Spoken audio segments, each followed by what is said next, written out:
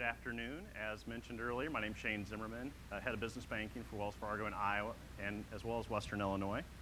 And I want to welcome you all here today. I see some familiar faces and some new faces. I've met a number of you already today and look forward to the reception afterwards. We have I hope, a wonderful program. Hope you'll find it to be a wonderful program and discussion about some of the important economic issues facing our state.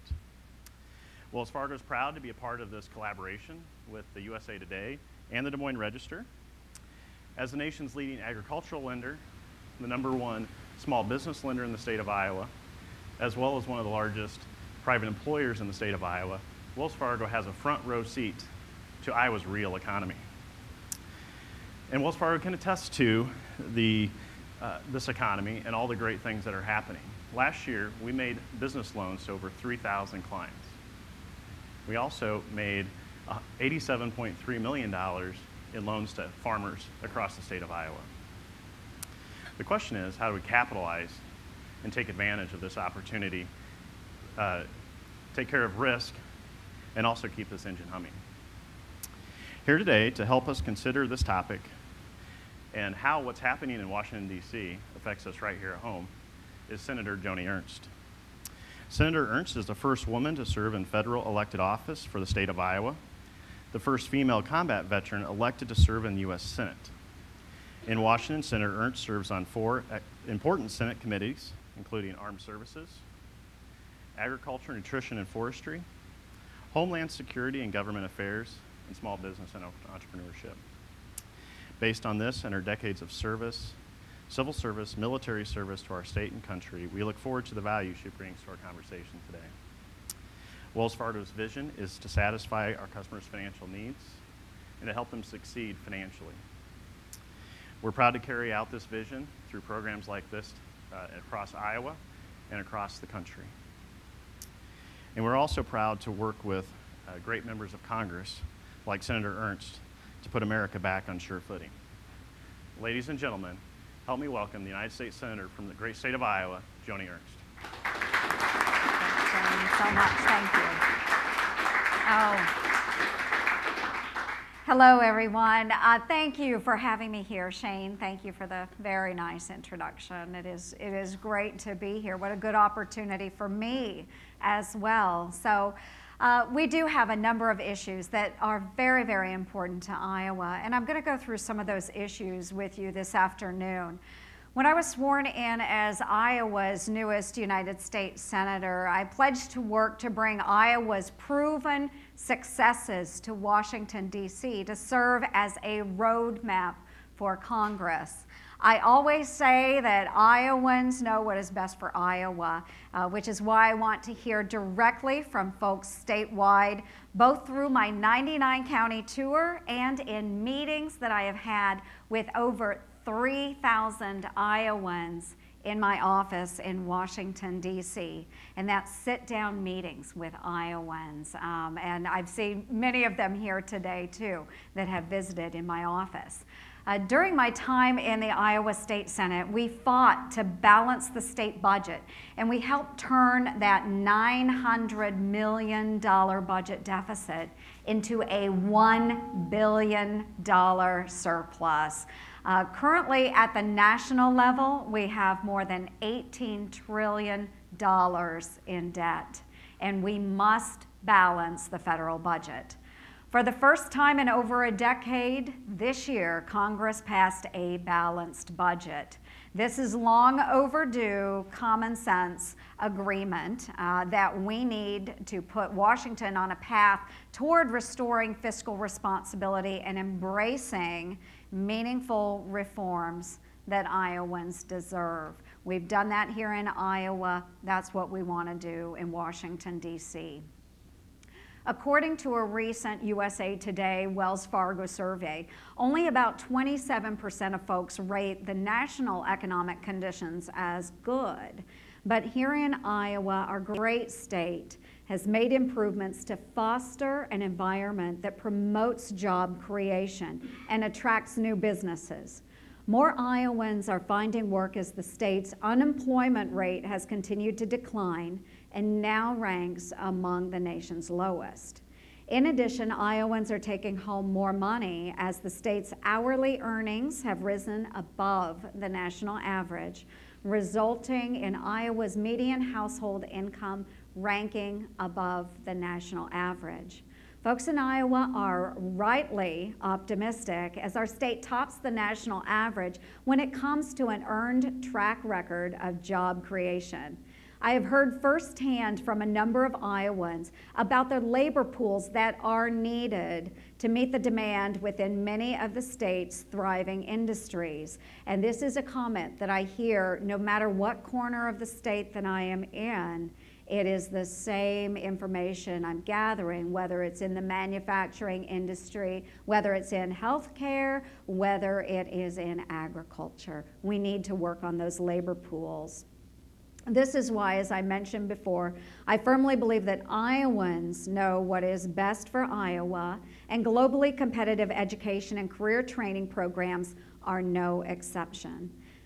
At the federal level, I supported sweeping educational reform to empower parents and local educators to hold schools accountable and restore local control. This bill also included the learning opportunities created at the local level, cleverly named local, Learning Opportunities Created at the Local Level Act, which I co-sponsored to prevent the government from intervening in a state's education standards, curriculum, and assessments. I firmly believe that the people here in Iowa, those that work with our children at the local level, and of course their parents and their teachers, know best how to educate those children. That was included in the Every Child Achieves Act this year. This is a step in the right direction to ensure Congress does not stand in the way of Iowa's ability to educate our students, reduce specific labor skill shortages, and advance proper workforce development.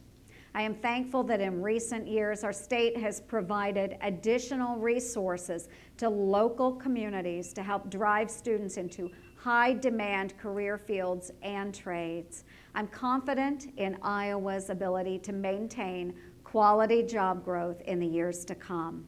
Next, on to our agricultural sector. It was mentioned just a little bit ago.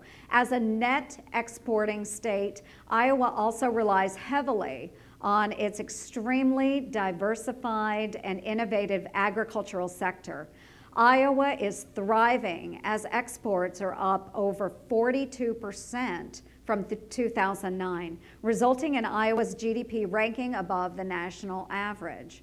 There is little doubt that Iowa stands to directly benefit from increasing our state's agricultural exports and reducing trade barriers for our manufacturers around the world. Earlier this year, I supported passage of the Bipartisan Trade Promotion Authority, also known as TPA. Leaders in the private and public sectors in Iowa emphasized the need for TPA. After all, here in Iowa, nearly 1 in every 5 jobs is directly tied to trade. With that said, commodity prices have tumbled from their recent highs, while farmers' input costs, including seed, fertilizer, and cash rents, have remained stubbornly high. Corn and soybeans in particular, crops that Iowa leads the nation in production of, are fetching only half the price they were just 3 short years ago, leaving farmers quite obviously in a jam. Imagine that your salary was cut in half while your living expenses remain the same.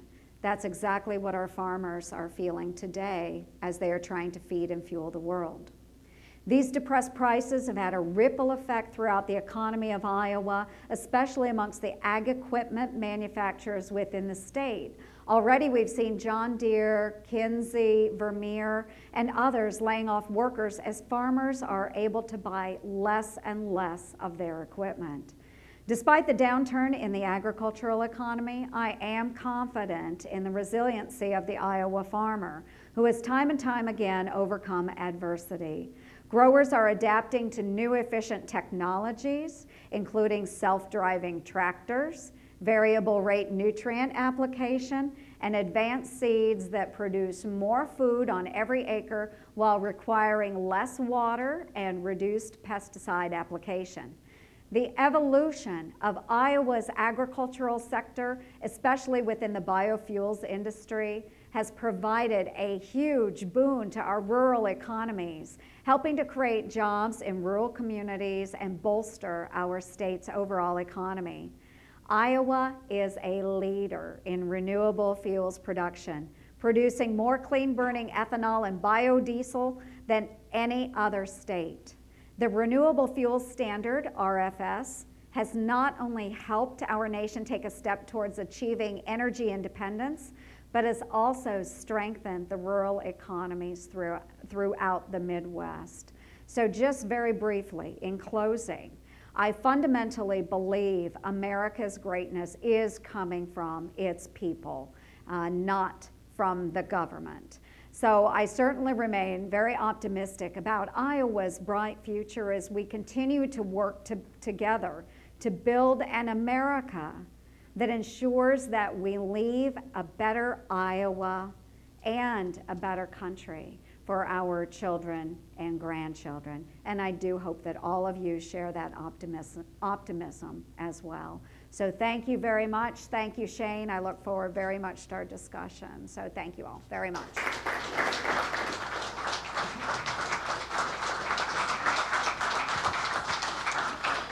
And now, please welcome Wells Fargo's Chief Agriculture Economist, Michael Swanson.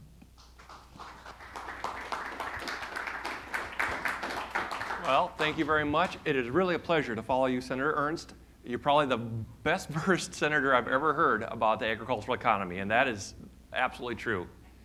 And I know it's because you're very close to that process. Well, it's a pleasure to be here today, and what I want to talk about is building on a couple of comments that the senator made. We've all heard, the optimism around agriculture. And it's true. Iowa and Minnesota, the two states in the survey that had the best optimism, have the highest percentage of their economy being tied to agriculture. The last 10 years, we've seen a very unusual occurrence. Agriculture, the revenues in agriculture have grown at twice the rate of the nominal GDP. That's very unusual. Going all the way back to 1947, when we started collecting statistics on a very systematic basis, agriculture has seldom, if ever, outperformed the general economy. So the last 10 years have been a very unique experience, and it's one of those sources of optimism. And so we're all familiar with the story. What have we heard for the last 10 years? That we'll need to feed 9 billion people by 2050, and that rising income in developing countries is going to give an opportunity for better diets for many poor people in the world. And those are fundamentally true facts. But it's interesting, as an economist, one of my favorite presidents was Harry Truman. And Harry Truman's quote was, "They said I gave them hell. I simply told them the truth, and they thought it was hell." So, as an economist, I'm often in that position having to say some additional things around statistics that people sometimes haven't quite interpreted. A couple of things we want to think about. One is, yes, we're seeing a rising global population. But what's interesting is right now it's slightly over 1% in terms of population growth globally, with the vast majority, 80+% of that growth coming in Africa. If you think about it, that means that yield technology in and of itself is over 1% globally. So there's going to be a great question about balancing where does the grain come from and who produces it. Secondly, I always love the question. Farmers are very optimistic. They love to buy ground, and they say stuff like, people need to eat. And my answer is yes, but they don't need to eat what you produce. And so you have to think carefully about what you're producing and who else can do it. So rising populations, rising income have been very, very dynamic, supportive. But there's three things on the horizon right now that I think we want to keep in mind. Change in interest rates is intimately tied to the change in exchange rates. Through June this year, we're down $11 billion on our trade balance around agriculture. $11 billion, even by DC standards, I guess is real money, right? It's getting there, right? Trillion here, trillion there, you're talking real money, right? But so $11 billion, and that's kind of a reflection of the interest rate and the exchange rate, something that's not about us, but it's a bigger story, something we need to keep in consideration. The second one is who's emerged to be our premier buyer of agricultural products? China.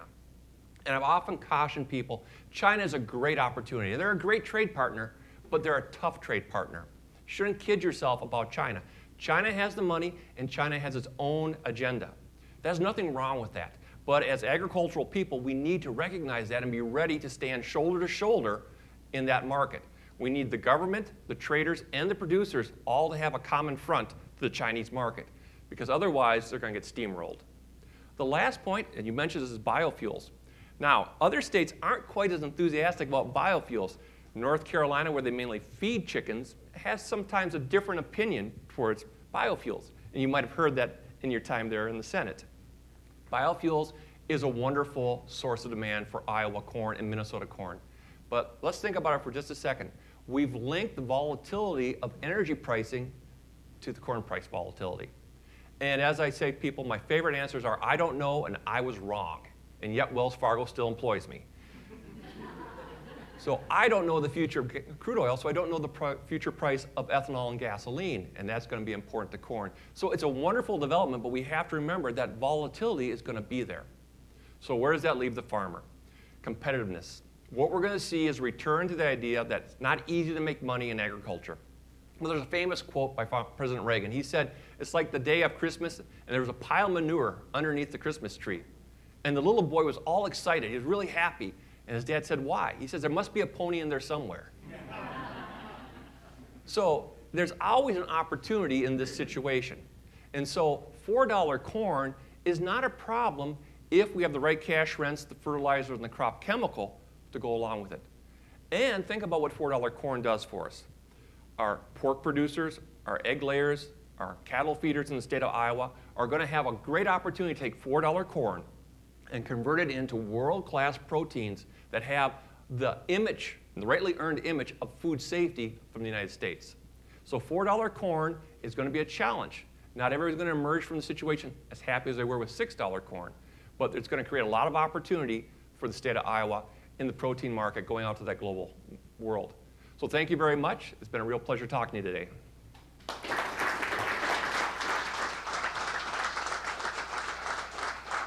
Now, welcome your moderator for the afternoon, Des Moines Register business reporter, Joel Ashbrenner.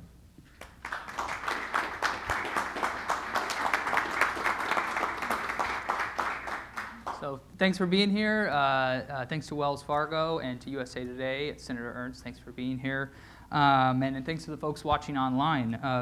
You guys must really love economic policy if you're spending a Friday afternoon with us. Well, the state fair is in town, so thanks for being here. As some of you might know, the Register and our sister paper, USA Today, and our parent company, Gannett, are trying to do more things like this. In addition to reporting the news like we always have, we want to foster more conversations about important issues.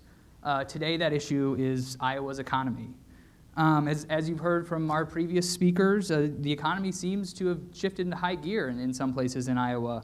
The state's added 80,000 jobs in the past 3 years. Unemployment has fallen below 4%.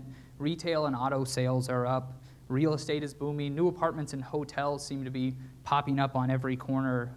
One developer in Des Moines wants to build a 32-story tower downtown. It'd be the tallest building here in years and would stand as an example of a physical reminder of how far we've come since the recession gripped the country just 6 years ago.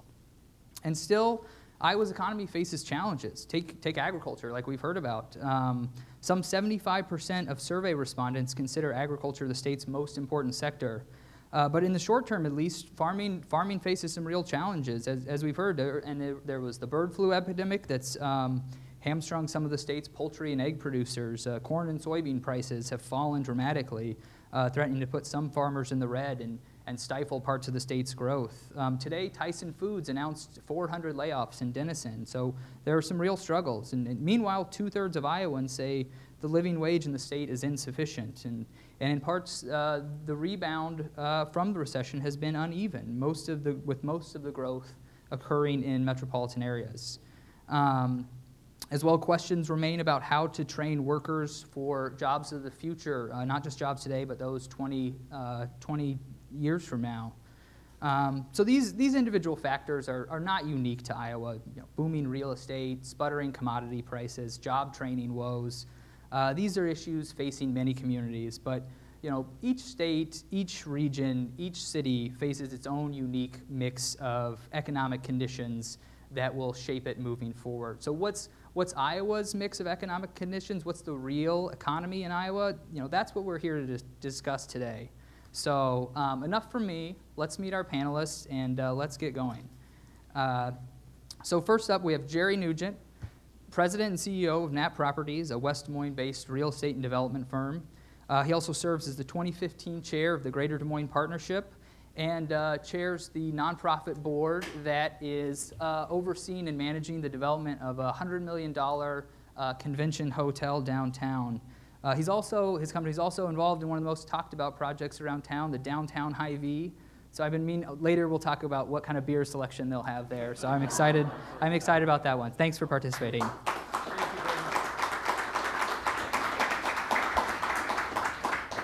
Christina Moffitt is an entrepreneur and works as a regional director with the Small Business Development Center, the Iowa Regional Small Business Development Center. Her Des Moines Bakery Creme Cupcake and Dessert was the runner-up on the Food Network show Cupcake Wars. And now today, Moffitt is working with the former CEO of Jimmy John's to expand her cupcake shop nationwide through a network of franchise stores.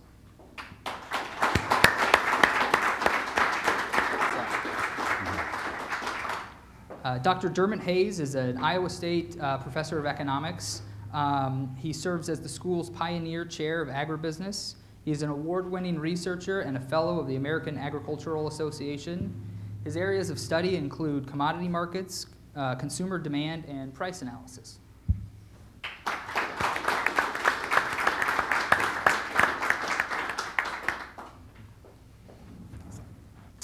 And Greg Edwards is the president and CEO of the Greater Des Moines Convention and Visitors Bureau and the Des Moines Area Sports Commission. Among the many events and conventions he's helped bring to Des Moines, Edwards led the effort to get March Madness. So this spring, the city will host the opening round of the NCAA men's basketball tournament.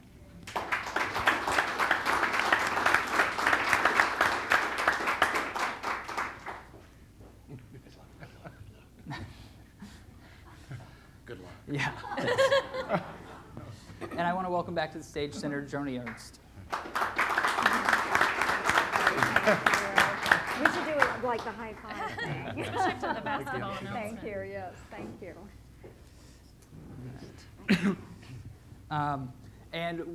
The senator has been nice enough to join us, but she has to head back to the state fair. Is that right? Yes, in a little while. So when she has to duck out, we'll be joined by Rob Denson, president of Des Moines Area Community College. So we'll cover three main topics this afternoon: Iowans' perceptions of the economy, the demand for skilled workers in the state, and the changing economy amid some of the issues in agriculture that we've heard about today. So now at the end of each segment, we have some microphones to pass around, and we'll ask for some questions from the audience. Don't make me do all the work. So think of some questions, good questions to ask our great panel here, and I guess we'll take it from there. So as we mentioned, here in Iowa, we're feeling pretty confident. 65% of Iowans describe their local economy as good. We're seeing job growth, real estate construction, consumer spending, all trending in the right direction. But some agricultural concerns potentially. So maybe are Iowans being too optimistic? Should we feel more cautious? I want to start with you, Senator Ernst. You're in the middle of a 99 county tour of the state. What are the differences you see, economically speaking, when you go to rural areas of the state compared to the major cities, Des Moines, Cedar Rapids, some of the metropolitan areas? Well, you mentioned that so many Iowans are very optimistic about our economy right now. And I would say that that is true whether I'm in an urban area or out in the rural areas. And as of tomorrow, I will have 96 of my counties done. So we've got some great progress there, but I am hearing from so many different types of communities. Maybe they're more engaged in manufacturing, maybe more in agriculture. But the thought out there is that there are a lot of ways to diversify and expand. They're excited. They do worry about overregulation coming from whether it's the federal government or whether it's the local ordinances or even at the state level. So there's always concern out there, but for the general part, they're optimistic and they think they're doing well. We hear a lot about rural population loss, the population moving to cities, more job opportunities in cities. Do you see that reflected at all in your travels? I do see that reflected and a do you little see any bit. ways, I mean, are there policies or things you think can be done to help some of the rural areas or work on whether it's population loss or job opportunities in rural areas in states like Iowa? I think there are a lot of opportunities out there, and I do see that shift as I am out and about. And even from when I grew up in rural Montgomery County, it's very different today. The area that my father farmed and where I grew up, there are not as many young families in those areas anymore. They have shifted to larger population centers for greater job opportunity. But what I've been seeing along my county tour is that there are a lot of young entrepreneurs that are moving into those rural areas because they do believe the quality of life is fantastic. And I met a wonderful young lady the other day. She engaged in a dairy farm. She just purchased a herd of dairy cows, and she's got about 50 head right now. It's just getting up and going. I visited with some shrimp farmers the other day. Brand new business up in northeastern Iowa. Shrimp in Iowa. Shrimp in Iowa, folks, and they're not the only ones, but they do beef cattle as well as soybeans and corn. But they wanted fresh shrimp, and they started this business in a little Morton shed. So I mean, it's a great opportunity, but again, new ideas in new areas, and I think that's what we have to explore. Dr. Hayes, I want to bring you in on this. So like we've mentioned, Iowans are feeling pretty optimistic about their economy right now, but a recent Creighton University study predicted slow to no economic growth in the region during the next 6 months. Are Iowans, based on some of these survey results, do you think Iowans are being too optimistic right now? As we've heard, the commodity prices, corn and soybeans, are down by 50% from where they were at the highs. So that is a concern. A typical farm will have 800 acres of owned land and maybe rent 1,000 acres. And on that 1,000 acres, they're going to lose money this year because they paid more for cash rent than was needed. But the flip side is there's a safety valve there. Next year they'll negotiate that cash rent down to get it back to break even. These are not fixed costs like corn and fertilizer. It's a cost that varies with the opportunity. The opportunity is backed off, and so I think that cash rent is going to provide the valve. And then there is federal crop insurance, which essentially guarantees people they'll earn some percent of what they expected to earn last March. A lot of people bought 80–85% revenue protection, which was developed at Iowa State, and that'll help a long ways, especially in southern Iowa where yields are low. All right. And Greg, if I can jump to you, now it's your job to bring people and events to Des Moines. When you're out and about, when you're out of the state recruiting, I'm curious about perceptions of Iowa. What do you hear about Iowa and its economy, and how does that mesh with the reality here? What do people think about Iowa outside the state?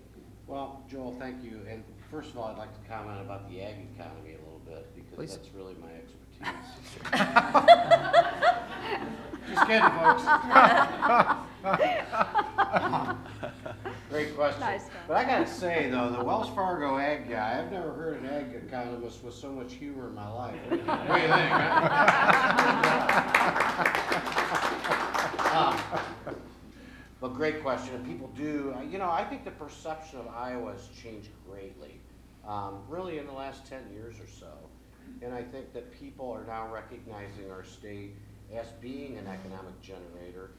Iowa gets so much PR out there just from what's happening today, the presidential caucuses. And I think that's turned us into, I think people recognize that Iowans are highly educated people. We're in tune with what's going on. We do have a strong economy here, or the perception is there's a strong economy here. And I think that in our job, especially in talking to national planners and different groups, we always talk about the Des Moines Metro and what a hub we are for financial insurance services. And people don't realize that because they think, for the most part, Iowa is agriculture, which is all intertwined related, obviously, but they don't realize that what a corporate base that we have here in Des Moines. So I think overall the perception is very strong. You mentioned the caucuses. What about those and what they do to the economy here? I mean, they bring in some people, certainly a lot of attention. Is it mostly attention, or do you think our economy sees much from that? Well, I think our economy sees stuff from that, you bet. You know, especially as we grow closer to the actual caucus dates, you know, the big troops of candidates and their traveling parties. You look at these, well, you look at the people coming to the state fair today and tomorrow with Jeb Bush there today and Hillary Clinton tomorrow and Donald Trump flying in on his own helicopter. But, you know, those people are attracting the CNNs and the Fox News and all these groups of people, and they're not just flying in and flying out. More than likely they're spending a night or two, they're eating in our restaurants, they may be shopping in our shopping centers, doing everything a visitor does, so it's all good stuff. From a tourism point of view, can you talk a little bit about what we're seeing, hotel occupancy, things like that? Are things trending up in the metro? They really are, and when Joel first invited me to be a part of this panel, I thought, why on earth does he want me up here? But really in our industry, and I think our analysis is pretty simple. We look at hotel occupancy and average daily room rate, and that really shows a lot on what's going on with our economy. Because you figure if hotel occupancies are rising, average daily room rates are rising, that means number one, corporations are traveling, their people are traveling, they're spending money traveling, and the leisure travelers are spending money and traveling, whether it be rural people from rural Iowa or people from Kansas City or Omaha. They're coming here and they're spending the night in hotels, they're visiting our attractions. So I think that's a huge indicator. Specifically, if you look at the month of June, we just finished the month of June with the strongest June occupancy we've ever had, to my knowledge, in history. We ran over 78% occupancy. This is metro-wide hotels, 11,000 hotel rooms, an average daily rate of about $107 a night. And that compares to last year, which was our strongest year previously in June, where we ran 72%. With a $96 average daily rate. So you can see the rates are up, the occupancies are up, and that's with growth in hotel rooms too throughout the metro. So to me, that's a true indicator that the economy's pretty darn good right now. You're leading me right to Jerry. Yeah. Now, like we've mentioned, we've seen a really strong real estate market here, especially in the metro recently. Lots of apartments going up, home prices rising, home sales at a really quick pace. Hotel development, some of which you're involved in. Lots of really positive factors, but are we, with that in mind, are we approaching a bubble? Are things growing too fast right now?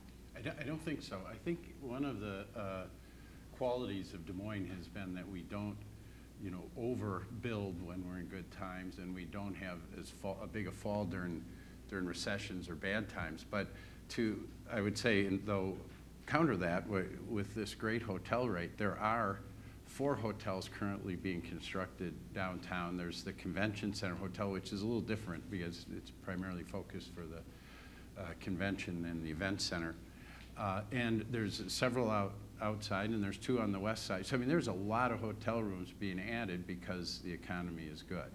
But when you get that base, there may be, it's a cyclical business.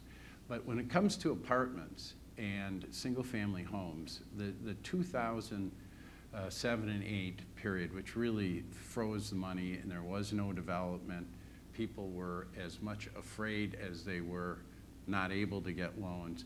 There was a real insecurity about jobs and the like. But so we got behind. We have a shortage in a lot of areas for developed lots.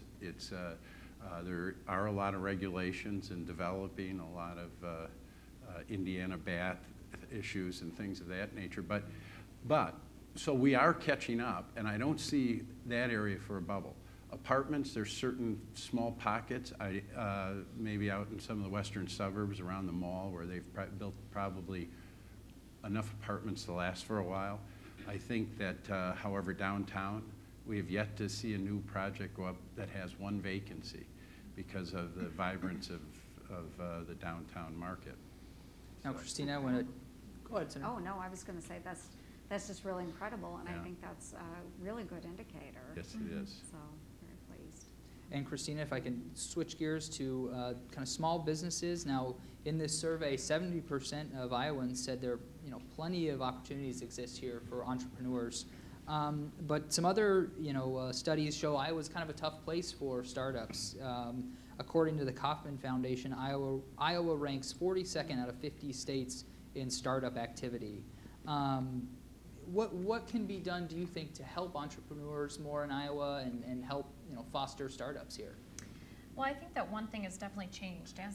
When the economy tanked, what we saw, people being laid off, is that people were actually wanting to start jobs or start businesses because they were trying to start jobs. They weren't really wanting a long-term business out of that. On the flip side, what we see now through the Iowa Small Business Development Center is we see people coming in with very viable numbers, very viable ideas to get off the ground and running that want to build this. It's not a short-term fix for them.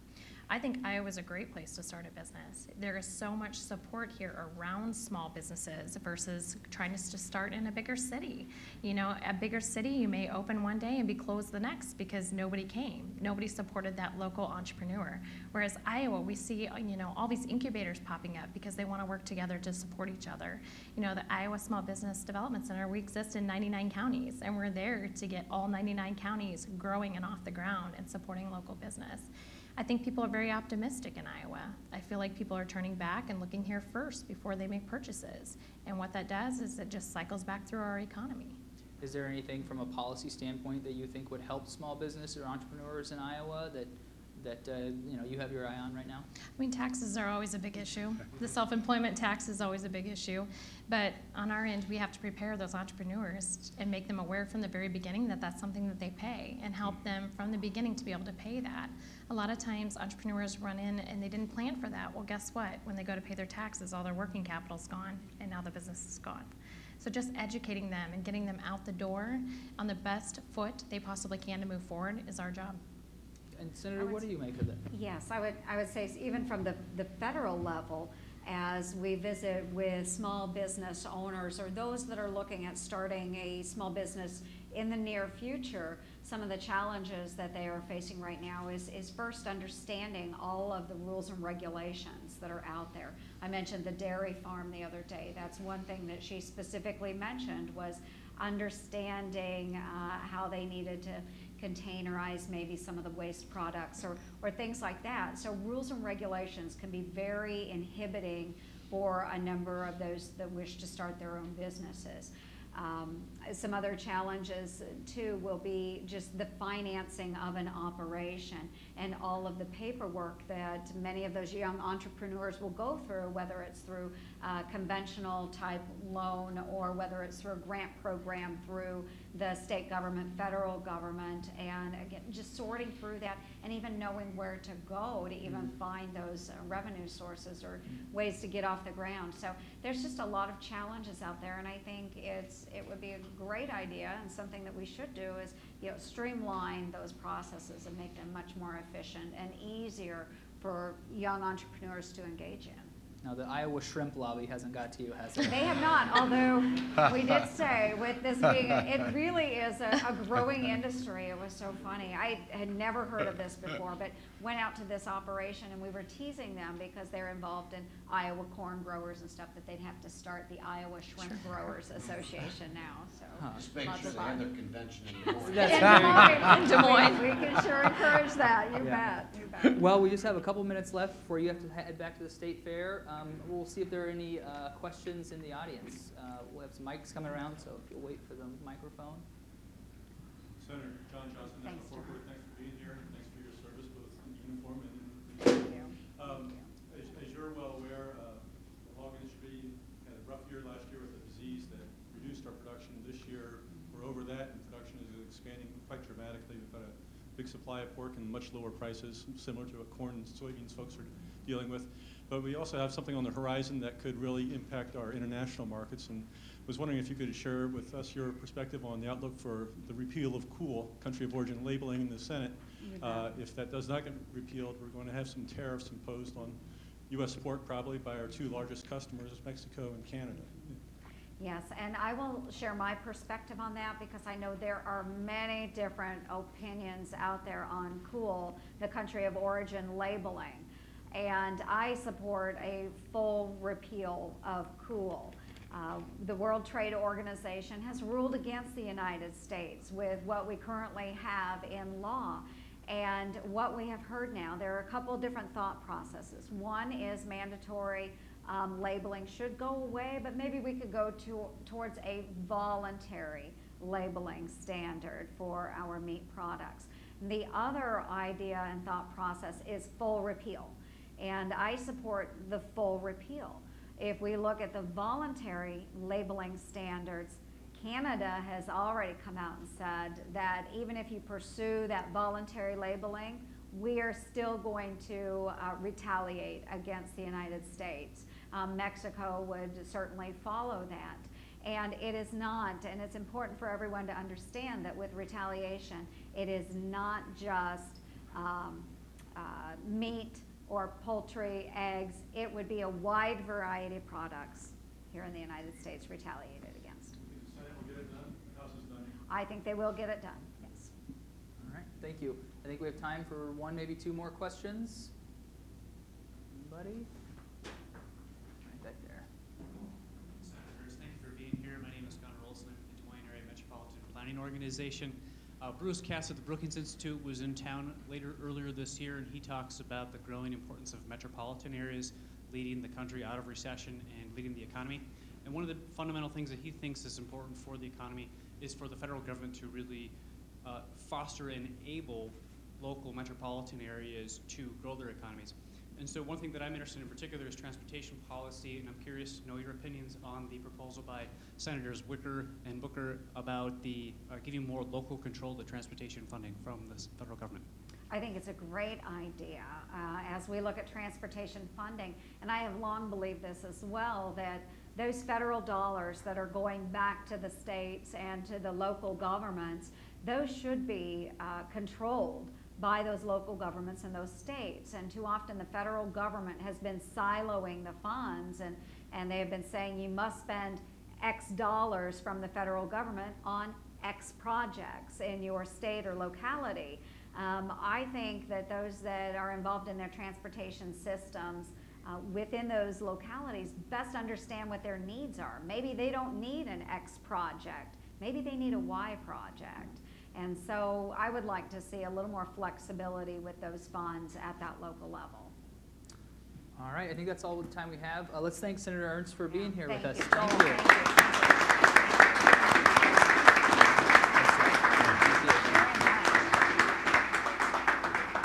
Great planner. Thank you. Yes, thank you. Good to see you.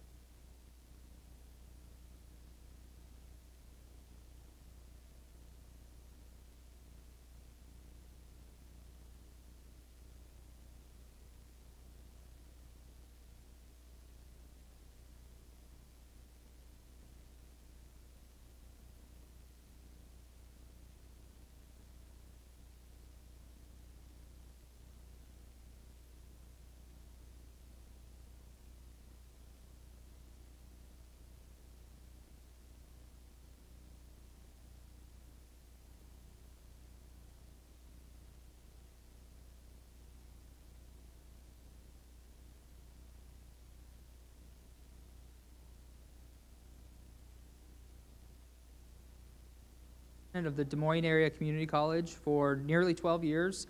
An Iowa native, he attended Iowa State University before earning a law degree at the University of Florida. He's a vocal advocate for job training initiatives. He's and serves on numerous education, economic development, and technology organization boards. So welcome, Rob. Thanks for being here. Great to be here. Thank you. Rob was very kind to join us late, and I think it'll work out well because I'll have plenty for you on this one because our next topic is Iowa's workforce and the need for skilled workers. So according to the survey, Iowans have pointed to workforce training as a top concern in the state. 72% of Iowans surveyed said an education system that prepares a skilled workforce is very important, but nearly half, 47%, say Iowa has a lack of skilled workers. So skilled workers, they're important. We need more of them. That's what Iowans say. How do we address that? And so President Denson, I'll start with you. Community colleges are obviously a place where workers can obtain job training. What do you think needs to be done in Iowa to foster a more skilled workforce? Well, we see a workforce shortage because our economy is so vibrant and so many companies are growing and companies are coming into the state. So we work with companies. Every one of our programs has an advisory committee of the businesses that hire students from those programs.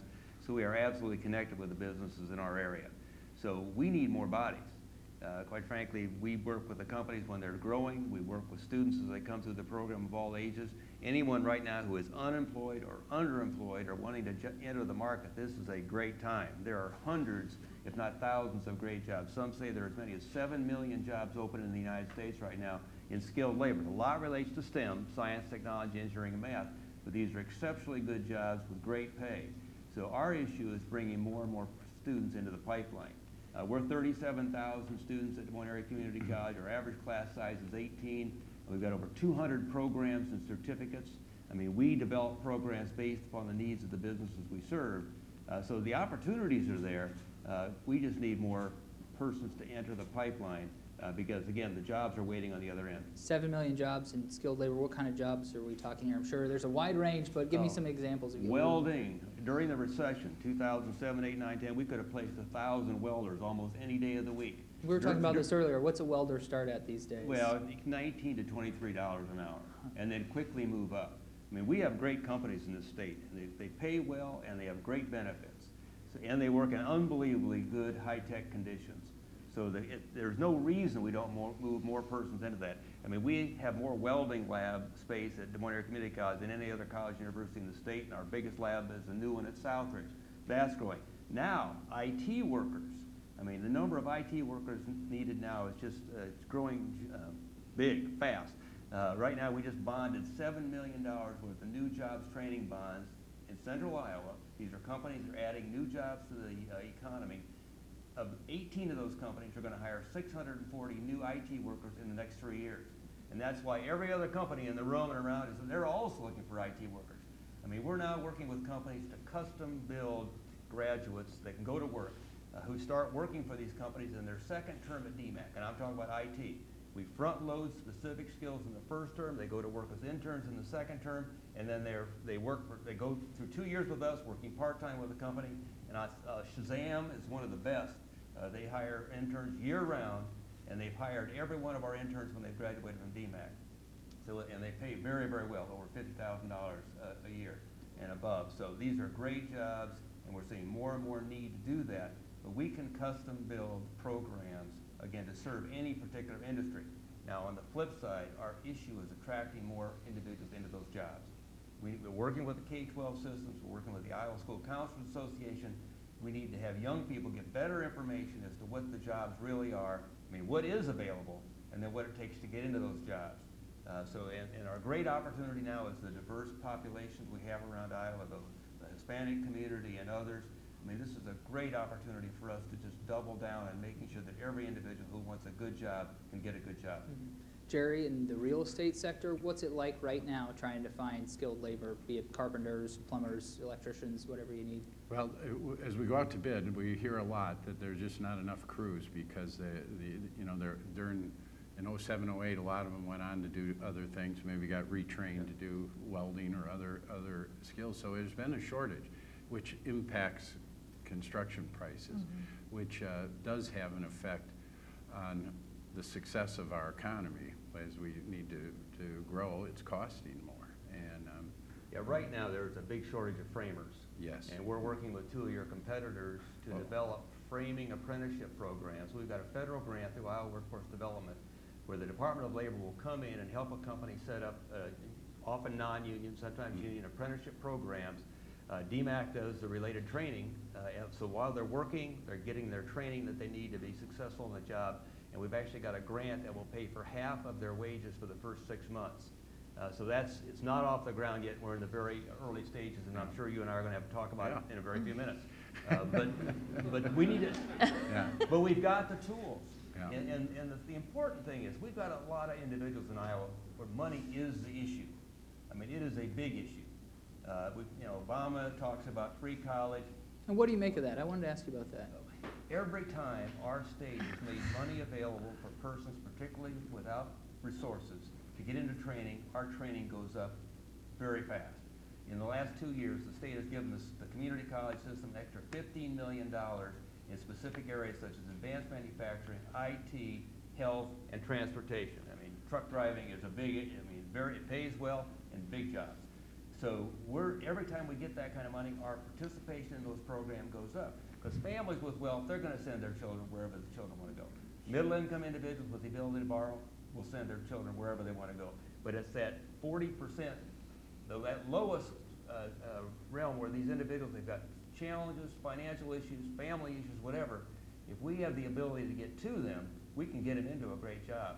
And easing the cost of tuition and the related expenses, that's the deal maker. I mean, we need to do it. So it doesn't need to be free for everyone, but it needs to be free or very, very inexpensive for those on the bottom rung who have faced all kinds of other issues.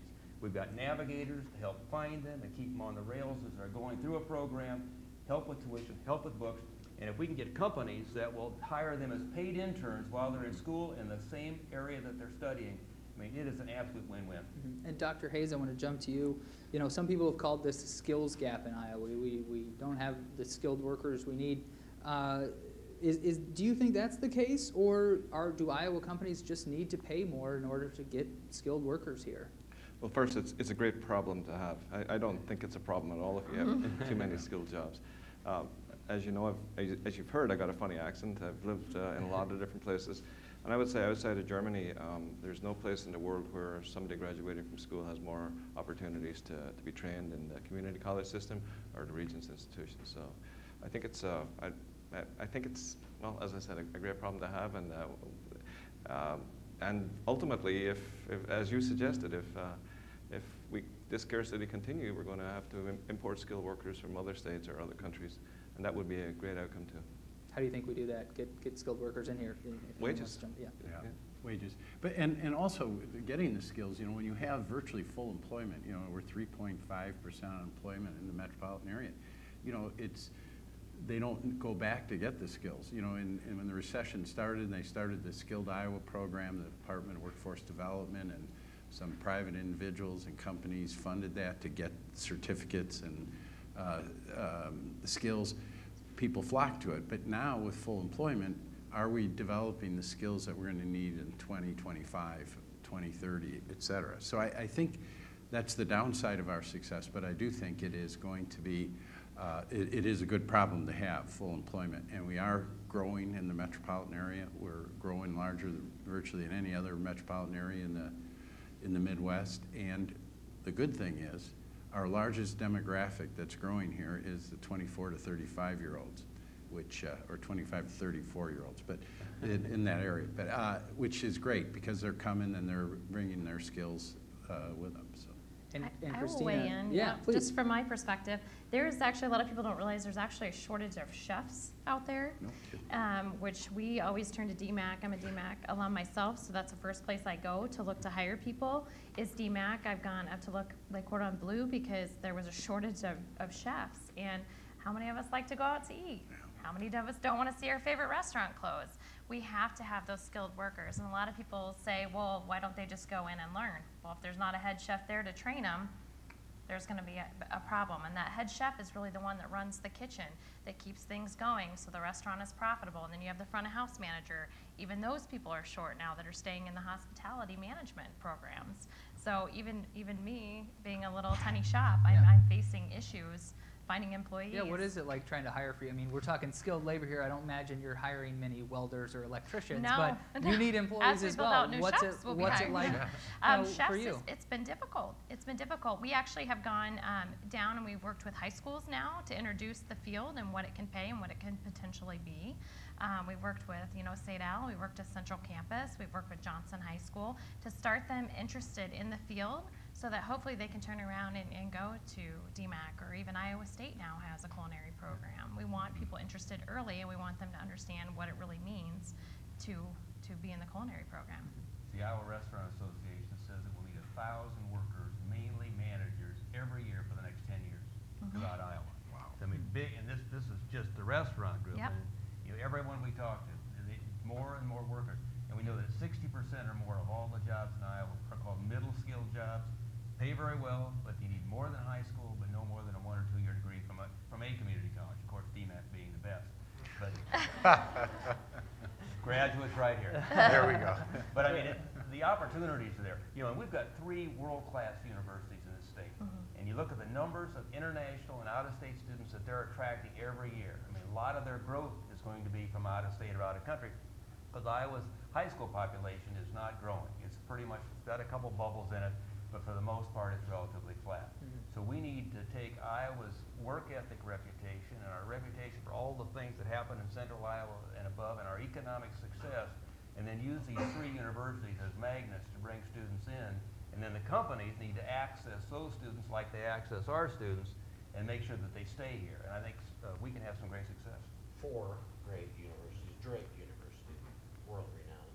Or Grinnell. Or Well, great. I want to pipe Please. in on this too. Number one, I applaud this guy because what you talked about welding and the other skilled events or skilled jobs that you create for people. And we're talking hospitality. And by you guys creating your culinary program years ago, Yes. I mean, this is a world-renowned program at DMAC. The bad news is, as Christina alluded to, a lot of his graduates go to New York or Paris or Chicago or whatever. They'll eventually come back once they start having their families, Well, I want to talk to you. I wanted to ask you about that because, one of the challenges that's been identified for Iowa, I believe it was in the Battelle report, the economic report about the state that came out earlier this year, was population loss. And some people have pointed to the so-called brain drain in Iowa, educated kids from here moving to Chicago or New York or wherever it might be.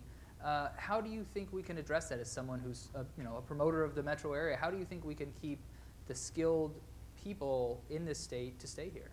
I think it's happening now, as Jerry alluded to. Our demographic, our largest population, growth population demographic is the 25 to 34-year-old. So it is happening now because people are finally realizing Des Moines is not that dead Moines that we were known to be, 15, 20 years ago. We're a cool, vibrant, cool city, Look at Jerry alluded to the apartment occupancy rates downtown.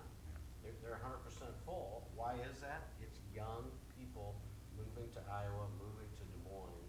So, the problem is kind of correcting itself. When I got here 15 years ago, one of the state's biggest objectives was how do we get young people back in Iowa? Well, it was jobs, creation of jobs. Those have happened. It was turning cities like Des Moines into a cool city where people want to live downtown and have lots of activities. It was education systems. I mean, everything just has really come together very nicely. We've talked a lot about, go ahead. What I was going to add to, it wasn't that many years ago where the Des Moines Partnership and the community leaders really drifted away from just traditional economic development of trying to lure companies with tax benefits, but was for workforce development and workforce attraction and the quality of life. And the result, in addition to the great restaurants created as a result of the culinary school, the trails, the music festivals, the entire restaurant scene, the downtown housing, all of that has created this quality of life that attracts people. Even if the jobs were good, a lot of young people didn't want to come back. But now we have created such an incredible quality of life. Then you don't have to just believe us, all the national rankings, that we receive. And I should have brought that from the partnership and passed it out because we're, Forbes magazine and the Today Show, they're just innumerable. Well, the economy is so strong, and we talked about agriculture today, but manufacturing in Iowa often ranks #1 growth state product. I think it's 3 right now. You talk to the Iowa Association of Business and Industry. We've got manufacturers all over the state, small and large, that are extremely successful. So, and when you look at the study, not many Iowans really realize the impact of manufacturing on the Iowa economy. And we need to do a better job of getting that word out because we've got so much variety, in all of our education sectors that pay very well, and employment sectors. I'll add to that too. I was actually a boomerang. As soon as I graduated Iowa State, I graduated in December, I left. I was down in Florida, it was much warmer, and I thought it was gonna be awesome. What I learned very quickly after leaving the state and growing up with so much support around me, and as somebody who likes to be involved in my community, I could not do that in Florida. The young people are not given a chance to advance on boards. They're not given opportunities to be involved or run committees. It just does not exist out there. So guess what? I appreciated everything coming back so much more than when I left. And what I did too was bring back knowledge of everything I learned outside the state. So while we might not be able to stop it, while they go away, they'll learn to appreciate it so much more. And whatever they learned outside of the state, they're bringing back with them. And Greg, we've talked a lot about kind of mid-skill jobs. What about the more kind of white-collar jobs in Des Moines? How is it trying to find workers these days in marketing or business in kind of your industry? Well, I think a good indicator is in another news publication in Des Moines that just came out yesterday that interviewed a lot of the leadership around Des Moines, and you see people like the CEO of Principal Financial Group saying that their biggest challenge is to finding quality, prepared people to go to work for them. You know, and I think that's where the partnership and all of these different organizations have worked hard to make Des Moines a more attractive place to have people of the professional or white-collar job levels, you know, the doctors, the attorneys, the actuarial people, all that, to make Des Moines an attractive place to come to raise their family, and that is a concern. Jerry might be able to have more facts and figures than I do because he's more of a factual kind of guy. It's putting you on the spot. I responded, I said food trucks are good Yeah. to that survey. Food trucks are saw good. that quote. Yeah. Well, Derwin, if I could, Dr. Hayes, if I can jump to you. One of the things noted in the survey was that 64% of Iowans say the living wage is too low. In a number of cities and municipalities, we've seen initiatives to raise the minimum wage.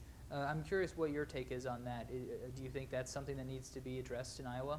So there's a calculation that's done on a county basis as to what the living wage is, and outside of Des Moines, it's a little bit under $10. In Des Moines, it's $10.25, and they have in mind a 24-year-old who is independent of their parents and not getting any financial support from anybody. My first thought when I saw that was it's amazingly low. I got 4 kids, and they can get through more than that. But then you get to the issue of, do you want to do some kind of minimum wage to get wages up to 15, and the answer there is a lot of these low-paying jobs have an element of education to them. They're apprenticeships or summer school or summer support or part-time because somebody's in college. And these kids are learning the corporate culture. They're learning how to be good workers. And if you cut off those opportunities by saying you have to make $10 an hour or $15 an hour, you cut off the ramp to better opportunity. You can ask around, and if you're a 24-year-old in Iowa and you're willing to be dependable and work a full 40-hour week, you can get a job for more than the living wage right now. I'd be surprised if you can tell me otherwise. But you got to be adaptable. You got to be willing to be a welder or work in a livestock plant or do something other than what you chose to do. What about getting people to be willing to be welders? We've heard in the past and about training in high school or the guidance that high school students get, people telling them, don't be a welder, you need to go to college. Is that still an issue today? Do you think that's changing? And if not, how do you think we address that to make sure young people know about the different opportunities that are there for them that aren't just a 4-year school? Yeah, I think it's evolving. I think when I went to high school in the 60s, with a shop class, lots of vocational career and technical education training in the high school. Now you don't see so much of that. Now in Iowa, it's mainly the community colleges working with the high schools to do career academies or vocational programs. So we're exposing students to welding, to construction trades, to healthcare. So we're beginning to do that and get the word out. We need more companies to talk to families and have their employees talk to their neighbors about good jobs inside these companies. I agree. The good news is you can get a job, and the better news is you can advance to better and better pay by working hard and continuing your education. Probably not one of us here got to where we are by stopping at high school You had to go to your bachelor's degree and beyond, and still we're always going through continuing education. So if you're willing to do that work, you can do very well. But we just need to acquaint more young people primarily in the kinds of opportunities that there are around it. The Iowa School Counselors Association is working with the Lieutenant Governor on the Iowa STEM Council right now to make sure that the counselors can do an even better job of letting students know what the opportunities are right in their hometown, and then what STEM skills are needed to access those jobs. So are we beyond that era when kids are getting steered away from some of those more mid-skill jobs, or do we still have a ways to go? I still think there are a lot of families that think that vocational jobs or hands-on work is still too dirty, too dark, and they don't realize it's all high-tech, it's all extremely clean with very, very tight tolerances. So I think it's just getting the word out. And I think there is a mystique about being a doctor, lawyer, or actuary, or even going to Drake. But there are. but the truth is, you got to start somewhere. So I tell young people, come and get a welding degree or become a nurse and start that educational journey, because you could end up anywhere. And it's a lot easier to move forward if you're making a living, you're supporting your family, you're developing your financial nest egg, and then you can move forward by just doing continuing education. And there's no reason we can't have several exciting careers in the length of our lifetime. Any last words before I open it up to questions? Ready? All right. Any questions out there? This question is for President Denson. With your shortage of IT workers, have you started to reach out to some of the high schools and tried to get more kids interested, since the tech is really kind of the way of the future and a lot of those kids are heavily involved anyway? Yes, we're through the Governor's STEM Council is probably the best way to do this, is we do these maker movements and a lot of the robotics competitions. All that is IT and doing the coding to make these machines do what they're supposed to do. So we're doing that. We just created an IT partnership board. Dan Gredeman from Farm Bureau leads that. And we've got the CIOs of most of the companies in central Iowa that are advising us as to what skills they need. We're kicking off a program next month called DIAD, Diversity and App Development, where we're going to get a cohort of 20 women that are currently working for these companies that have already shown great potential, but that they want to improve their IT skills. So they're going to enter into an 8-month boot camp where they'll meet every Friday afternoon, just in the afternoon for 8 months, and come out with the national certifications in Java and the other things that are required. So we're reaching many different ways to get into that. But we have more students right now that are showing interest in IT. We need to do more coding in the K-12. We need computer science. Recognize that the K-12 level as a math or science, right now it's not even recognized. So we need to get that back into the high schools, and then we can begin to generate more interested students. And STEM, I think we all know at this point, but science, technology, engineering, and math. Yeah. Yeah. Any other questions? Sure we have. Hi, speaking of women, I was wondering about women entrepreneurs in the state and what your experience is with programs that are specifically trying to encourage more women to enter into different kinds of careers and maybe start their own companies. That is a tough one, because we do rank dead last in the nation for women entrepreneurs. And I'm not really sure what the reason is. Every time we ask that question, we can't get a direct answer on what the reason is.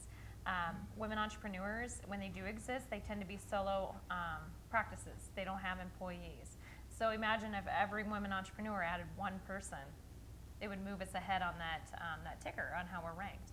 The other thing, though, is, are women entrepreneurs ranking dead last because they're taking time to put their families first, or they don't want to hire another employee because they want to put their families first? And if that's the reason, is it a bad reason that we rank last? So I think we definitely need some more hard facts on why we're ranking last before we jump to conclusions and just, assume that it's the worst case scenario. There is a lot of programs, and I'm involved in a lot of them, to move that ticker. I mean, one of the reasons I've chosen to take my company national is because I do want to put Iowa on the map. I want to put us out there and say, look what can be developed out of here, because we support each other. We can do this together and move forward. Through my negotiations with my new partners, they wanted to take my company to Chicago, and I fought for 6 months to keep it in Iowa because I would remain majority owner, and that was very important to me. The majority of my staff is female. if any of them want to leave and start their own business, guess who's going to be right behind them to push them forward? And I think that all of us need to look at that and support these women, because a lot of them are juggling a lot of balls at once to keep moving forward. But there's a lot of groups that are trying to get programs going to make sure that we have that support system. Did you find any specific challenges being a business owner who is a woman in Iowa? Were there any challenges that came along with Hardest that thing is specifically? financing. My husband has nothing to do with my business, yet he had to sign on the dotted line with me to get my loan. Do you think that would have happened if he had the business by himself? No, I know. My wife wouldn't want me to sign. My credit's Neither, terrible. Yeah. Neither would Wells Fargo, probably. Yeah. Let me add to that too, because I saw that ranking and it was disappointing to me too. But it's people like Christina who can boost that, because I don't know if she told her story, but she has this little small business over off Ingersoll called Creme Cupcake, and she's going nationally franchising this thing. Was approached by people to do this, and what that's going to do is turn people's thinking. Next time around, Iowa will not be ranked last with women entrepreneurs, because we got a superstar emerging right here. And the more of those things that we tout and brag about will certainly help our rankings as well.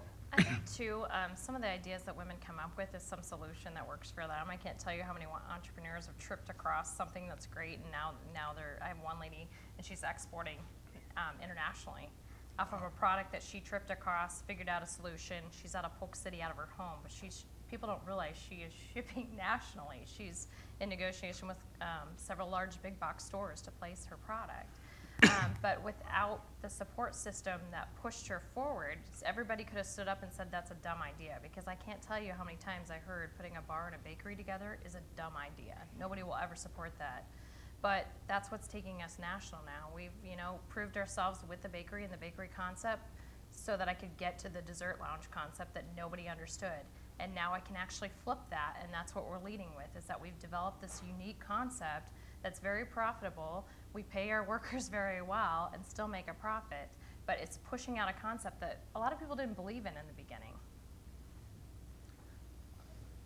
Yeah, the panel hasn't talked much about jobs in agriculture. If anybody knows where I could hire a minimum wage employee, let me know, because they're non-existent in agriculture. I hire part-time high school students, and I start them at $12 an hour. My full-time employees are $15 to $20 an hour starting. We've got a lot of jobs out there, a lot of good jobs in agriculture. Some of them are skilled, some of them are unskilled. They're going vacant. So I don't know if, and DMAC's got some agricultural.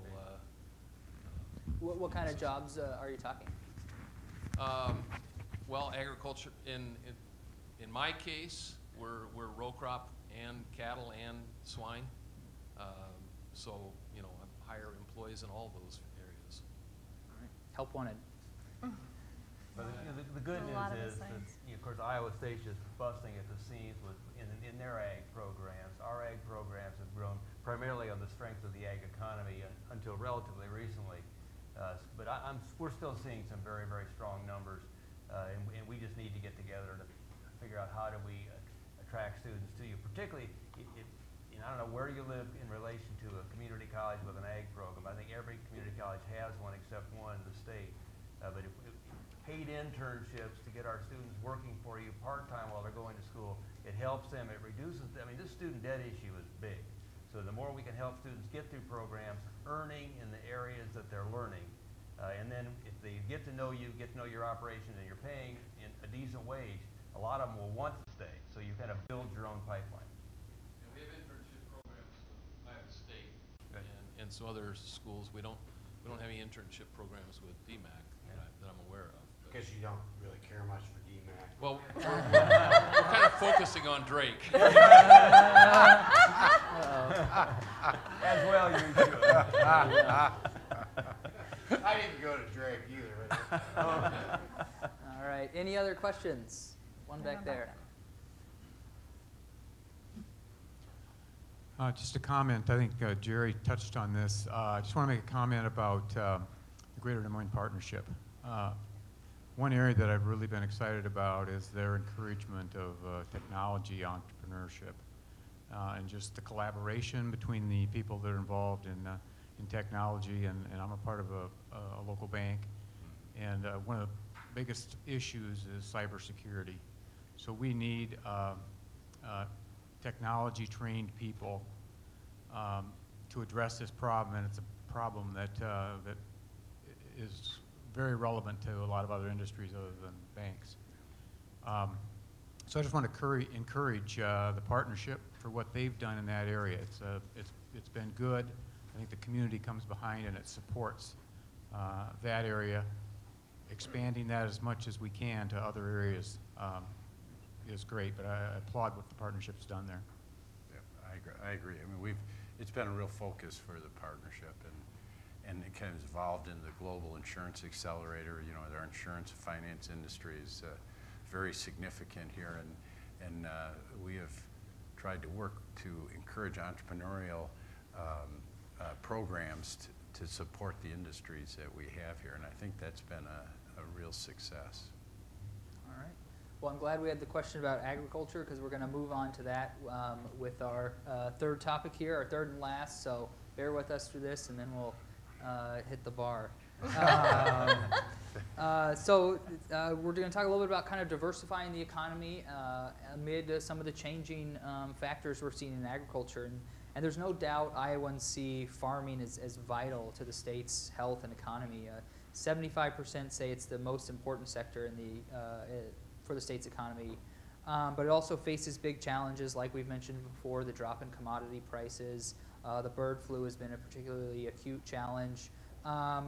So amid a changing ag sector, where does Iowa's economy go from here?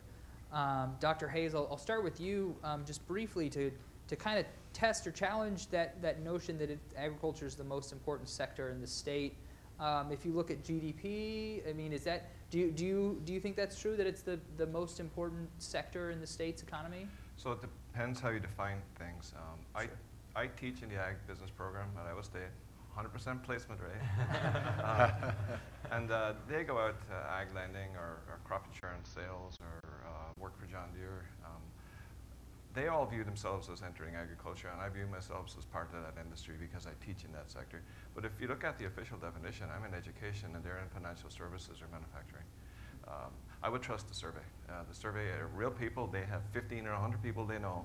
And if that 100 people are telling them I depend on agriculture, my bet is that they're right. Sure. So just to clarify on that, I think some of the numbers we've seen, financial services is the top GDP producer in the state, followed by manufacturing and government, and then agriculture. But people know that their jobs are related to agriculture in Iowa.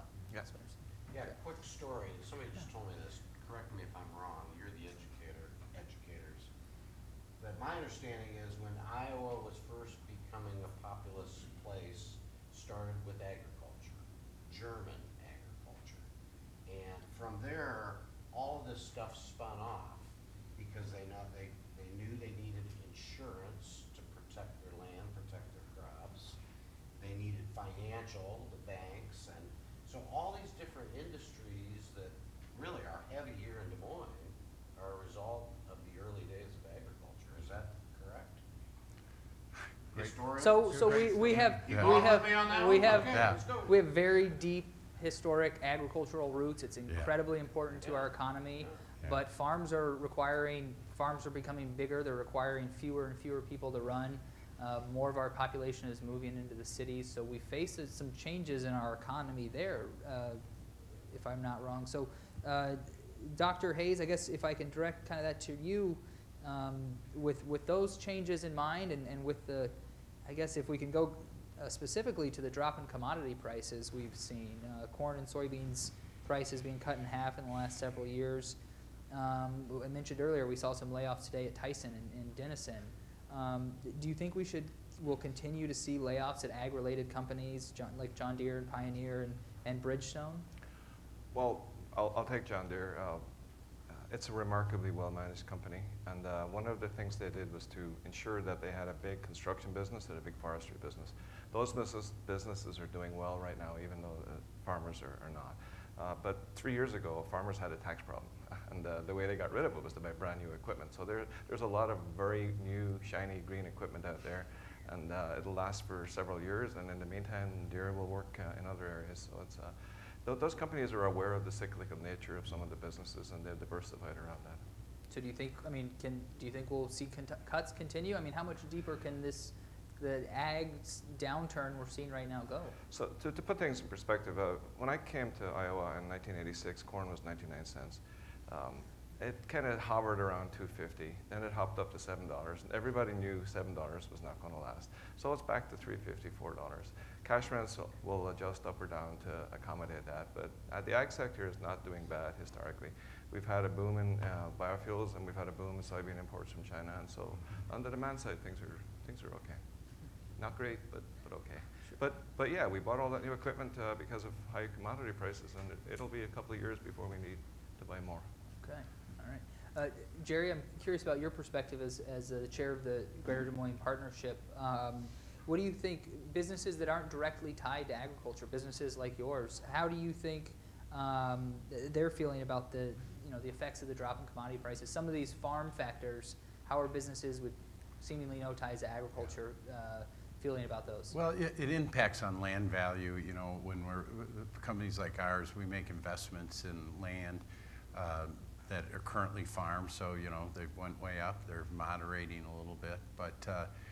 But you know, agriculture, you know, from our company and we think of, as Dr. Hayes said, you know, farming, you know, but we at the partnership are very dependent, very appreciative, and acknowledge of the importance of agriculture in our central Iowa area. And the greatest example was the cultivation corridor that they put together with Iowa State University and a lot of other academic institutions as one of the anchors, along with all these incredibly important and great, and I'll start naming, I'll forget most of them, but you know, Monsanto and DuPont and Chemin and John Deere, Mid-American Energy. I mean, they're looking at renewable fuels, sustainable agriculture, how to feed the 8 billion people that are going to be in the world. And it is an incredibly vibrant part of our economy and a real key part of our economic success and our perceived success here in central Iowa between the corridor from Ames to, and you're involved. I mean, there's just been, it's unbelievable participation, and they're really promoting the corridor internationally. Sure. Well, go ahead. You know, plus, you know, we're going to get to 9 billion people in a few years, and no one feeds the world like Iowa does, and they need our land, and so it all goes back to the land eventually, and then all the services that supply the agriculture sector so that we can feed the world. So, I mean, we're going to see these blips up and down over the next few years, but Iowans, if nothing else, we're extremely resilient. So, you know, bring it on, and we'll wait for the next wave. And you mentioned the cultivation corridor, which is an initiative to promote kind of the ag-related companies, bioscience, ag tech, things like that, and kind of from Des Moines to Ames in that corridor. And I guess I'll kind of open this up to the group. I don't know who wants to address this, but you know, you notice you've mentioned the rankings before, all the rankings that Des Moines places on Great Places for Business or Young Professionals. I noticed one of the places that most often beats us is Raleigh, North Carolina, a place with great research, a great research economy. Other cities with good research economies often place up there or above us. What do you guys think we can do to, the cultivation corridor is obviously one initiative, but to really promote that, and is that an area where are we shifting away from farm jobs to more bioscience tech jobs? Well, I think those companies and those jobs and the companies to come to the corridor are dependent, as Rob said, eventually to the land. I mean, it is the agricultural base. But this is an important part of, you know, agribusiness and agrobioscience, I think they call it in the corridor. It's very important, and we have the resources like the research triangle you're talking about, but Dr. Leith comes from that. So hopefully he has brought his knowledge of that research triangle to this type of promotion, this corridor. You know, for years we promoted the Golden Circle, you know, around Des Moines, but this is really truly on bioscience, agribusiness, and the like on this corridor, which has really got a great focus, and it's going to do wonderful things. Greg, your Des Moines hosts a lot of agriculture-related trade shows and conventions, things like that. Are you, in that realm, seeing any effects from some of the factors we're talking about in agriculture, drop in commodity prices, other challenges? We do. You know, when the economy is strong, you take World Pork Expo, for example. People that come in, their numbers are stronger, they're higher. The exhibitors are happier because they're buying their products. The trucks in the parking lot are a little newer, I bet. Exactly. Yeah. So the whole thing. Yeah, we see that big time with everything from big stuff from World Pork Expo to the small, you know, the Iowa Beef Expo or whatever the group is. You know, it fluctuates a lot depending on the economy. So. And Christina, not clearly directly related to agriculture. It of course, is. you need flour and. It is. Last year, our butter prices doubled on us from the time we started in January to where we ended in December. And this year, of course, with the bird flu has just killed us. I mean, egg prices have tripled on us this year. There's butter in your cupcakes. Yeah. Imagine that. Yeah. And we. Real butter. Real butter. Yeah, real butter. But we use commodities, so our we do the best at trying to still make money, pay our employees a fair wage, and have to guess constantly on what those commodity prices are going to be. So it affects us weekly on what we are going order. to beat out Raleigh, North Carolina. How so? My buddy is my counterpart at the Raleigh Convention of Visitors Bureau. The truth be known, he is from Iowa and he's a UNI grad. But whenever these rankings come out, he'll email me, we beat you, because there'll be 1, we'll be 2. But lately, we've been 1 and they've been 2, so we're in good shape. But I think your point of technology is good, and as Jerry indicated, I think we're poised to grow in that technology and information and all that good kind of stuff with all of the biotech corridor and all that stuff. So we will beat out old Raleigh one of these days.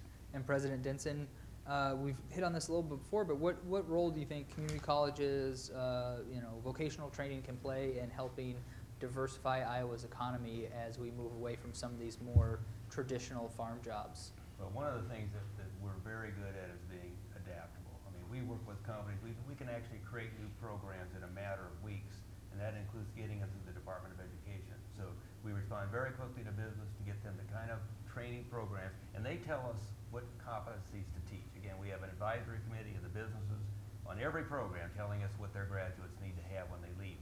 Not only the technical skills, but those employability skills, working in teams, and digital literacy, et cetera. So we're ready. We can turn on a dime. I mean, I work for universities, I work for community colleges. We're extremely adaptable, and bottom line, we're a business, and we respond to the market just like any business does, and we can turn quickly and deliver a product that's needed into the right market.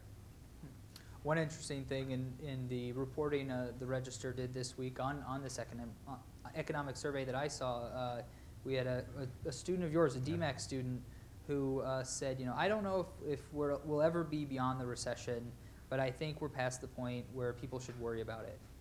How do you guys feel about that? I would agree. Again, there are lots of great jobs out there, good middle-skilled jobs, and you can go from there to anywhere. Are we past worry about the recession? Have we moved on? I kind of feel that way. I mean, I see people making strides forward instead of kind of floundering, if that makes sense. They actually have a physical plan to move forward instead of going in crisis mode. As a small business? Yeah, as a small business, and even employers out there, they're making plans and not having to wonder if they're going to have to make cuts. Like, people are starting to do strategic planning further out now than they were. Any other thoughts from the group on the changing agriculture sector, diversifying Iowa's economy before we open it up to the audience? All right. Anyone from the audience?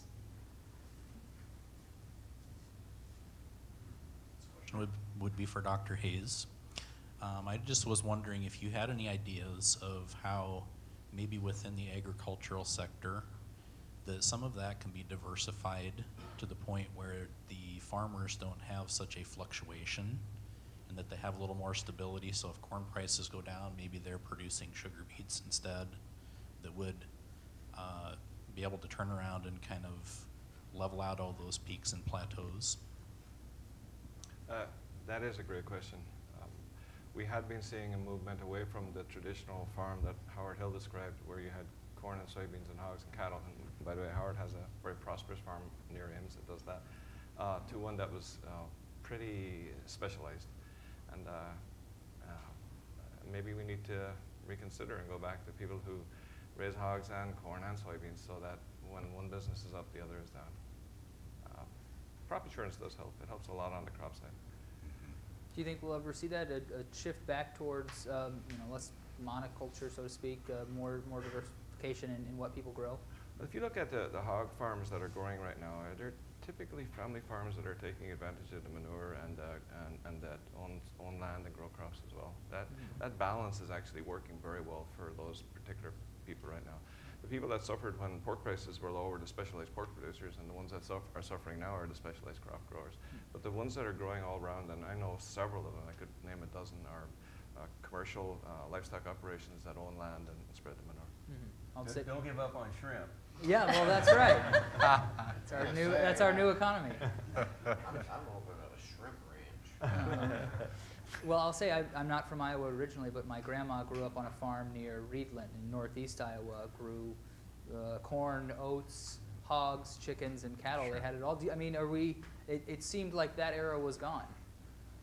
It did, but as I said, maybe some of the pork people in the audience can comment, but the fastest growing pork producers that I know now are people who actually own land and they can take advantage of that manure by applying it to their own land. It's worth $60 to $100 an acre if you do it right. All right, any other questions? I think since we're talking about agriculture, I think you need to disclose where you attended school. A great land grant university, Kansas State.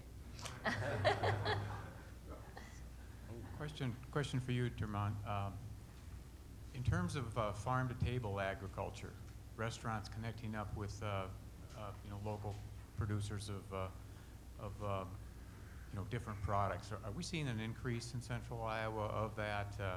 How much connection are you seeing in terms of restaurants reaching directly out to the farm and to agriculture for organic products? First, as somebody who eats a lot of food, that is a good system, and it's just like having vine-ripened tomatoes every day. It's not a big deal here in Iowa, but if you go outside of the state to the coast or to Europe, or you see that most menus now have the name of the farm, and I think we're heading in that direction. And entrepreneurs who pick up on it and produce a even higher quality product to satisfy that will be rewarded. It seems like we're moving towards almost two systems where we have these niche markets or high-end restaurants. They tell you what farm it came from, who grew their food, and then you might eat that for lunch, and then you go home and you eat a freezer meal from a mass-produced food. Do you see that? Am I wrong that it's kind of that two systems there? Mm-hmm. Yeah, but in the information age, and because those high-end restaurants are pulling this technology through, we're soon going to be able to tell you where your food came from. This commingling that's going on right now doesn't have to last forever. And when that stops, and there's a great example of a Scottish beef producer who, for stubborn reasons, was continuing to produce a really high-quality beef, even though he sold it into a commodity system. They imposed a traceability system on them because of BSE, and his Italian customers started asking where this beef was coming from and found him and started paying him a premium. So I think that's the future, and entrepreneurs are going to jump on it, and technology will soon be there. I do think Des Moines is focused on that, just from working with other chefs, and we can take advantage of that in the summer. It gets a little more difficult in the winter. But my shop specifically, we sought out Iowa products to be implemented. We use AE dairy. We had a smaller dairy that couldn't quite meet the production level that we were needing and how often we were needing it for delivery schedule, so we do use AE dairy. We use Zanzibar coffee right out our back door. We use Chocolaterie Stom. It's across the street from us. Our boxes come from Clinton, Iowa. All our stickers are printed in Des Moines, Iowa. So I built my business focusing on that, but there's a lot of restaurants that are focused on that and not telling the story. We don't do a great job of telling the story, but it does exist and people are aware of it. To the point of a big buzz again in our industry is culinary tourism. Mm-hmm. When people are traveling so they can eat what the locals eat and go where the locals hang out. And our restaurants are getting that. We're developing right now a new website. I don't know what it's gonna be called yet, Catch Des Moines Culinary or something. But to focus on just that, our locally owned restaurants growing locally owned foods and buying locally and all that good stuff. So it's a big deal. We focus quite a bit on the larger metro areas, but the small towns in Iowa, as you travel, have really deteriorated over the last 10 years.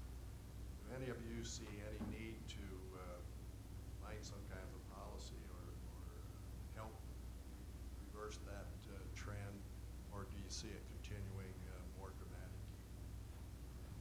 I think the Main Street program that's been put into place is trying to help that a little bit, and the SBDC is definitely trying to help that. So instead of the small town businesses where people might be retiring, we're trying to catch those businesses and even find somebody to recruit to come into that town to keep them viable. On the Iowa Small Business Development side, I actually travel to a council out of Perry once a month, a council out of Newton, Knoxville, Pella. So I go out to them because I realize they can't always come to Des Moines, and sometimes they think that I only know Des Moines. But it is my job to keep those businesses there and viable, and also build those main streets back up to where they used to be.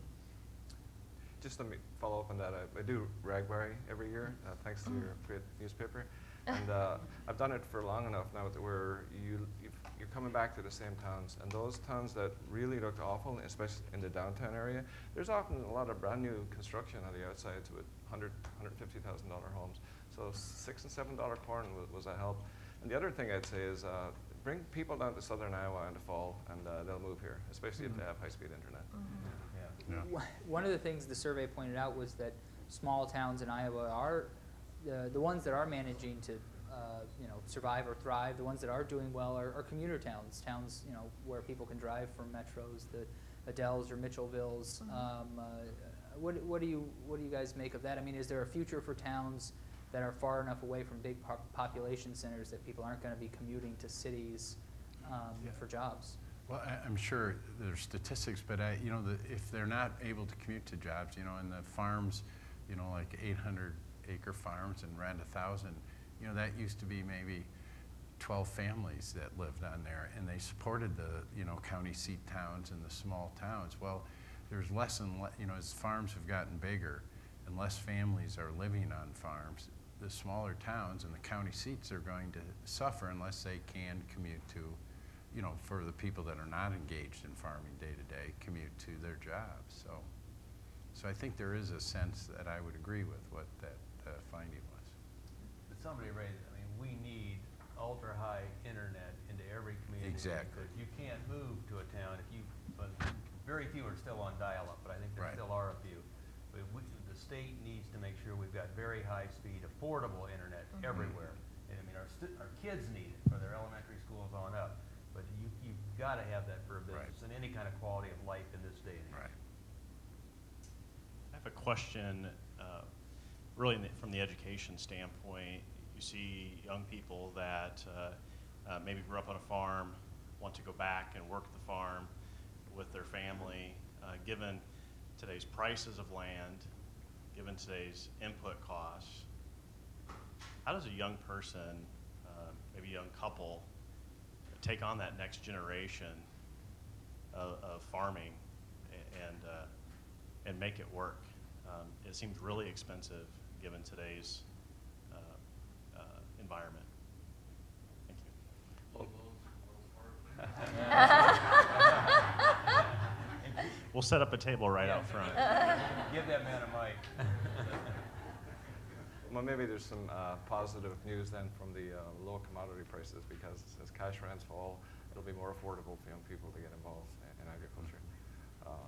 But it's almost impossible to accumulate enough money to have in your lifetime to have a commercial-sized farm and own commercial-sized equipment. So we may end up having two sources of capital, with outside investor capital owning the land and people accumulating their own machinery.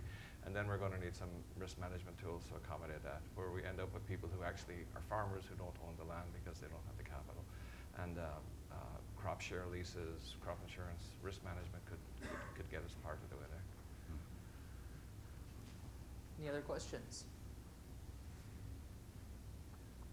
All right, well, let's thank our panel for joining us tonight. Thank you guys. Thank you.